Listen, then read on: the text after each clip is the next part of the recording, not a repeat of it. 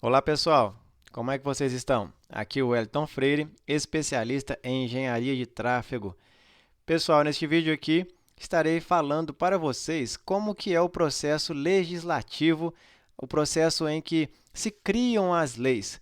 Muitas perguntas têm sido feitas aqui no canal sobre quais são as etapas do projeto de lei, qual que é a próxima etapa e desta forma procurei fazer um vídeo aqui para tentar ajudar a vocês a entenderem um pouquinho sobre os projetos de lei que apresentamos aqui no nosso canal relacionado a trânsito e transporte.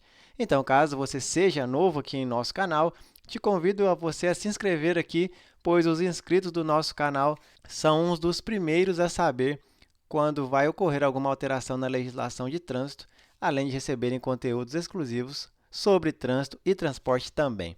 Aqui fazemos conteúdos que ajudam o pessoal habilitado e o pessoal que ainda não é habilitado também.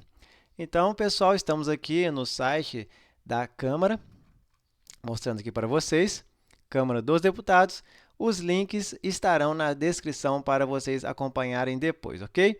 Eu vou ler aqui para vocês e, no que for cabível, irei complementar conversando aqui com vocês.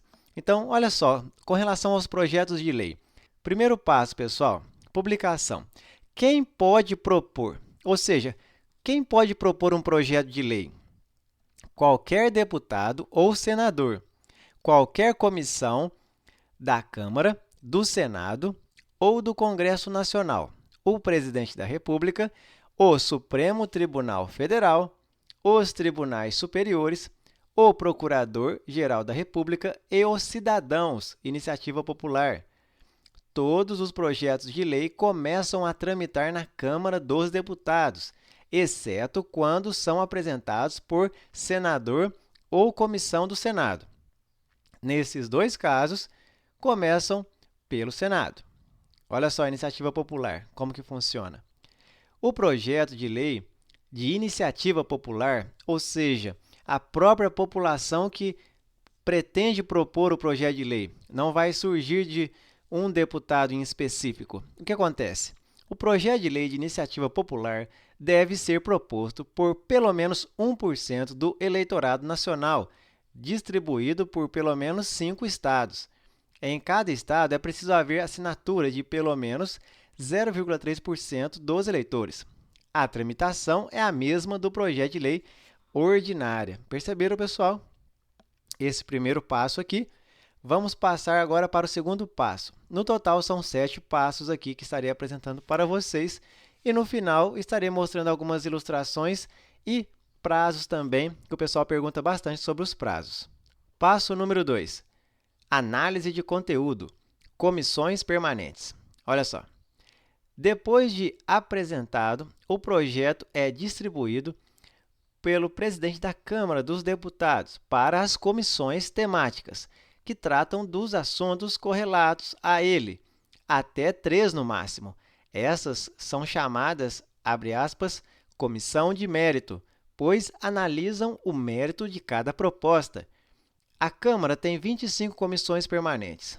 Em cada comissão, o projeto é analisado por um relator, que recebe e analisa sugestões, entre parênteses, emendas, dos deputados. Ele pode alterar a proposta ou não. Depois de votado o parecer do relator, o projeto segue para a comissão seguinte. Até fizemos um vídeo aqui recente sobre o projeto de lei do nosso presidente Jair Messias Bolsonaro, onde o relator já deu o seu voto aí com relação ao projeto de lei. Vou deixar aqui no card ou na descrição do vídeo para vocês acompanharem aí depois, verem o que foi votado aí no parecer do relator. E, no caso aqui, olha só, depois de votado o parecer do relator, o projeto segue para a próxima, para a comissão seguinte. Só uma ilustração que eu quis fazer aqui com vocês. Comissão especial, o que seria isso? Se as comissões que analisarão o mérito de determinado projeto forem mais de 3, a Câmara dos Deputados cria uma comissão especial para analisar a proposta para evitar que a tramitação seja muito longa. Então, ela é criada nessas condições. Pessoal, vamos agora aqui para o terceiro passo. Olha só, análise de admissibilidade. As comissões de Finanças e Tributação, CFT, e de Constituição e Justiça e de Cidadania, CCJC, são as últimas a analisar os projetos. As propostas que criam gastos ou tratam de finanças públicas passam pela CFT, que avalia se estão adequadas ao orçamento federal. Todas as propostas passam por último pela CCJC, que avalia se estão de acordo com a Constituição. Essas análises são chamadas de admissibilidade. Se a CFT ou a CCJC considerarem que a proposta não pode ser admitida por não estar adequada ao orçamento ou por ser inconstitucional, ela será arquivada. Olha só o poder que tem uma comissão, pessoal. Essas duas comissões também podem analisar o mérito dos projetos, caso não tenham sido designadas para isso.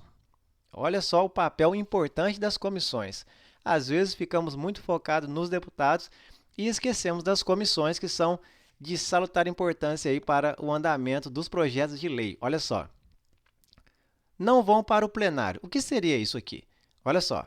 A maioria dos projetos em tramitação na Câmara só precisa passar pelas comissões. Olha só que interessante, uma informação muito importante esta. Às vezes, achamos que todos os projetos de lei precisam passar pelo plenário. Todos os deputados têm que votar, mas não é assim que funciona. Olha só, a maioria dos projetos em tramitação na Câmara só precisa passar pelas comissões, pessoal. Passou pelas comissões, já está ok. Nem precisa de votação dos deputados. Olha só, ou seja, tem tramitação conclusiva nas comissões. Se forem aprovados por todas elas, vão direto para o Senado ou para a sanção presidencial, se já tiverem passado pelo Senado.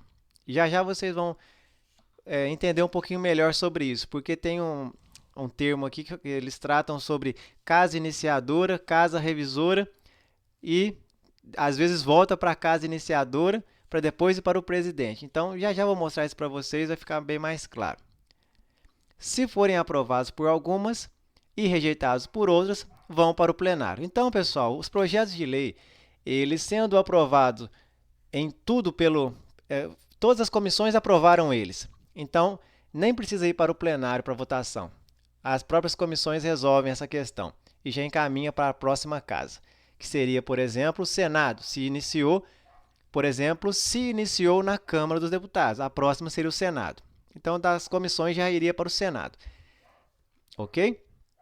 Então, e só mais uma coisa aqui. Ó, se forem aprovados por algumas e rejeitados por outras, vão para o plenário. Isso. No caso de haver divergência entre as comissões, aí nesse caso, obrigatoriamente vai para o plenário para os deputados votarem, caso tenha iniciado aí na Câmara dos Deputados, para depois ir para o Senado. Quarto passo, votação no plenário. O quórum, presença mínima para votar um projeto de lei ordinária, é de maioria absoluta, ou seja, 257 deputados. Para aprovar o projeto, é necessária a maioria simples dos votos, em turno único. Vão para o plenário, olha só.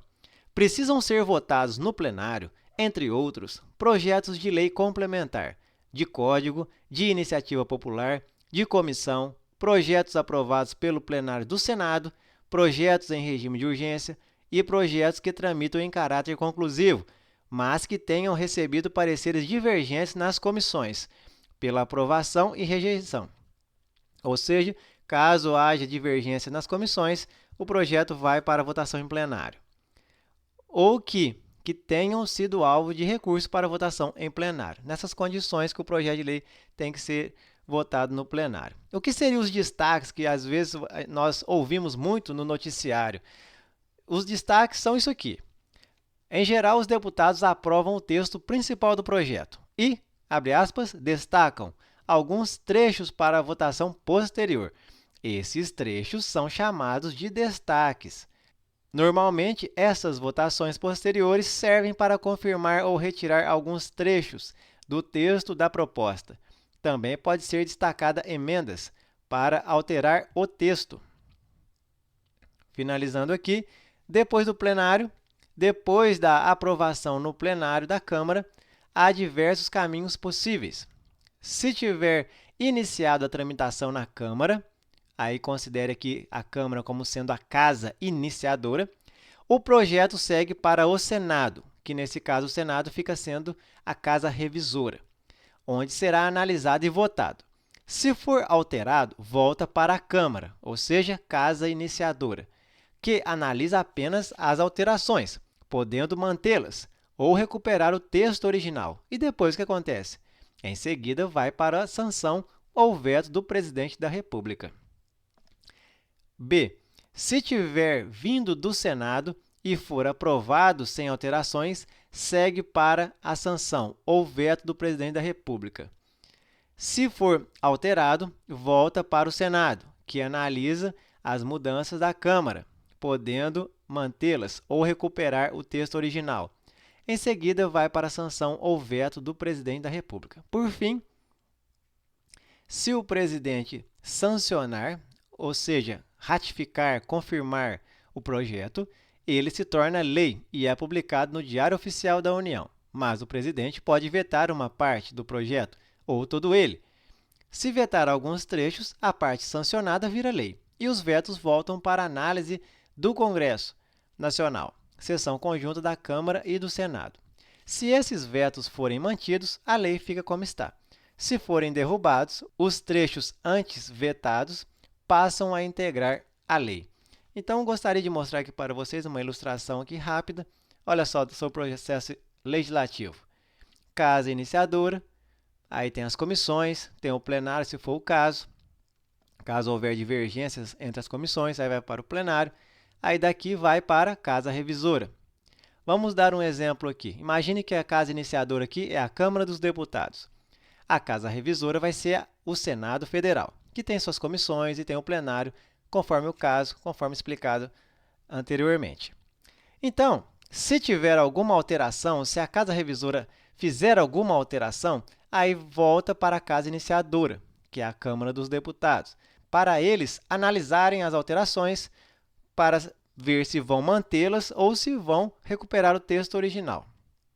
Depois disso, vai direto para o presidente da República, que é a sanção ou veto e a promulgação da lei, aí, a lei sendo publicada no Diário Oficial da União. E quais seriam os prazos, Freire? E os prazos? O pessoal pergunta muito sobre os prazos aqui dos projetos de lei que apresentamos. Então, aqui tem uma estimativa, pessoal. Aqui é uma estimativa. Olha só. Comissões da Câmara. Se o projeto é urgente, 15 dias. Se o projeto é de prioridade, 30 dias. Se a situação dele é de ordinária, regime de tramitação ordinária, 90 dias. Prazos nas comissões. Comissões do Senado. Urgente, 30 dias. Normal, 30 dias. Plenário. Urgente, 20 dias. Demais, 90 dias. Presidência da República. Sanção ou veto, 20 dias. Aqui eles falam, os prazos acima são somente para estimativa e referência, pois não existem prazos regimentais para as decisões do plenário. Além disso, a tramitação de um projeto depende de diversos fatores, não só de questões técnicas e de cumprimentos de prazo.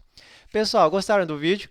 Esse vídeo aqui fugiu um pouquinho do assunto nosso sobre trânsito e transporte, porém, apresentei ele aqui para vocês terem uma ideia melhor de como que os projetos de lei são criados, como que as leis são criadas. Volte depois, assiste o vídeo novamente com mais calma, para você consolidar mais o seu entendimento sobre os projetos de lei, para você saber que quando apresentarmos um projeto de lei aqui, ele já tem essas etapas todas aí para ele percorrer. Pessoal, um forte abraço para vocês, deixe um joinha como de costume aqui para nós e eu aguardo vocês, é claro, no nosso próximo vídeo.